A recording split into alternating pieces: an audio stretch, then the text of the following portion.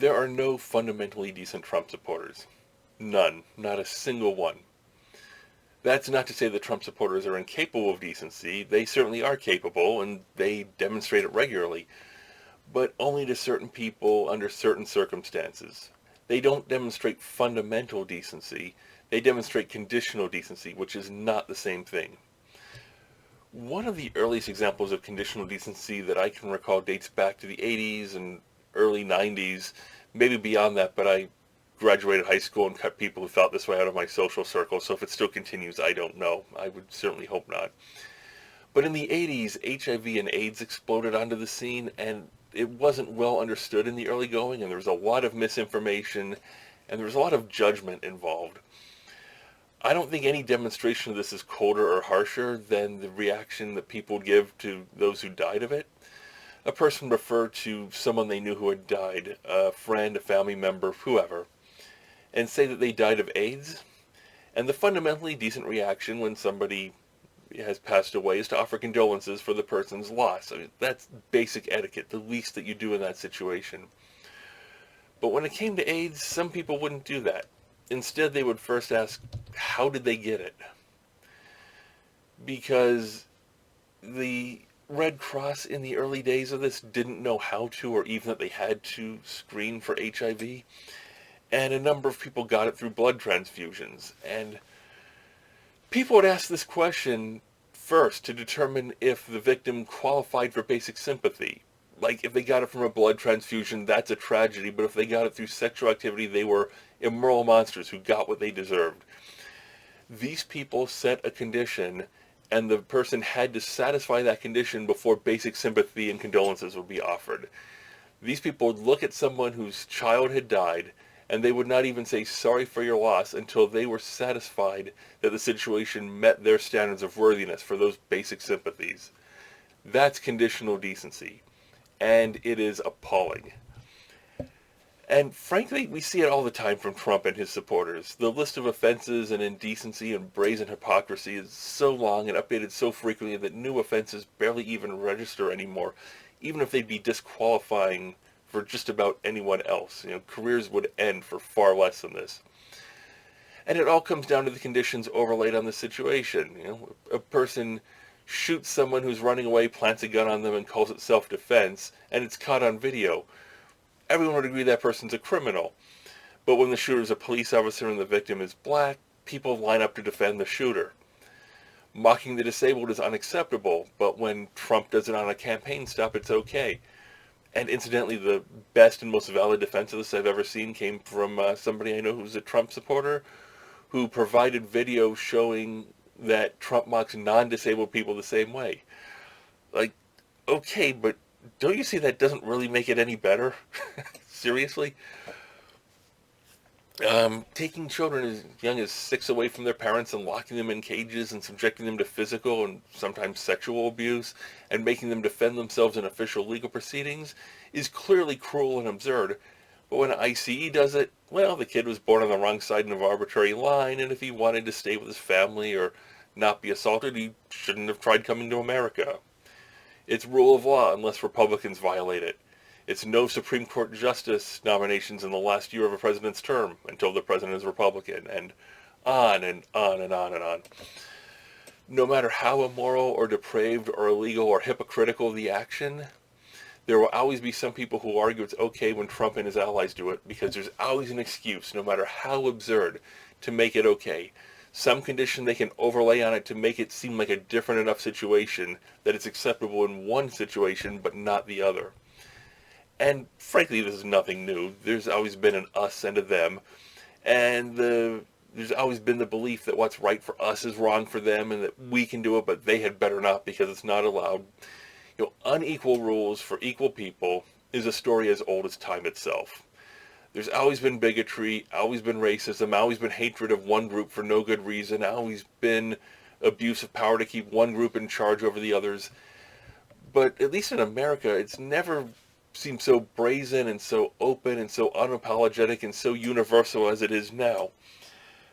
Although, if somebody who's black is going to make the argument that this has been going on all along, and it's always been universal, and we're just more aware of it now because some of the people who are being affected by it are white, well, I really wouldn't put up an argument to that person.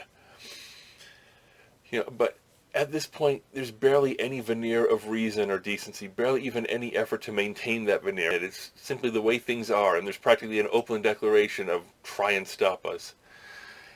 And I'm just so tired. This administration has been so fucking exhausting. Not just the avalanche of lies and criminality, that's certainly been bad, but the truly demoralizing part, at least for me, has been discovering how many people in our everyday lives, in our neighborhood, people we interact with regularly, are not the good people we always saw. People I always thought were fundamentally decent are turning out to be conditionally decent, and they are outing themselves as truly awful people without even realizing it. For example, I know someone from family gatherings, congenial, pleasant, never had any issues with her. And we're friended on Facebook, and on Facebook she's posted a lot of articles about animal abuse, often with graphic pictures of that abuse, which I could really, really do without. She was fully on the stand for the anthem meme train. She posted a meme with a photo of soldiers on cots in what looked like a gymnasium, stating about not wanting to hear another word about conditions in ICE detention centers, as long as the military continued to serve in suboptimal conditions. I pointed out how bad a comparison it is to link volunteer army to forced detention. And after 3 posts, I've got her as far as, well, maybe conditions could be better, but, followed by another multi-paragraph worship the military post.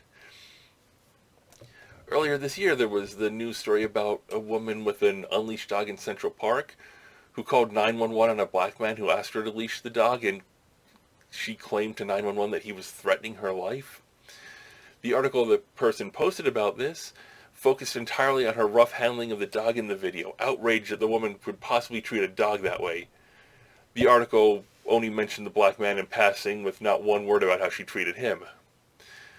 There were a number of other, shall we say, questionable posts, but the straw that broke the camel's back for me came after 5-year-old Cannon Hinnant was shot and killed, and she posted a White Lives Matter meme asking where the justice was for him. The shooter was identified, arrested, and charged within 24 hours, but when it comes to a black person killing a white person, apparently justice does not involve the legal system or a court of law. I unfriended everyone who I saw post a White Lives Matter meme in the wake of that shooting. Friends, family, coworkers, didn't matter. At this point, I see somebody seriously arguing White Lives Matter, they're gone. I've run out of patience for this bullshit, for making excuses and for saying, well, they're really a good person, they're wrong about this, but no but anymore. You play that card, you're gone. I've got no room in my life for this crap because there's no excuse for it. But the person who plays all of these cards straight out of the Trump playbook never showed this side of herself at family gatherings, at least not that I ever noticed. And though her concern about animals and her posts about family demonstrate that she's fully capable of decency, but even though I am positive that she would argue to her dying breath that there's not a racist bone in her body, she repeatedly demonstrated through what she chose to post and her defenses of those posts that she is more concerned about the welfare and safety of dogs and cats than she is about the welfare and safety of people whose skin is too dark. Conditional decency. See, fundamental decency operates on the foundation that every being is worthy of decency, that it's inherent, that you get it automatically. It's a given.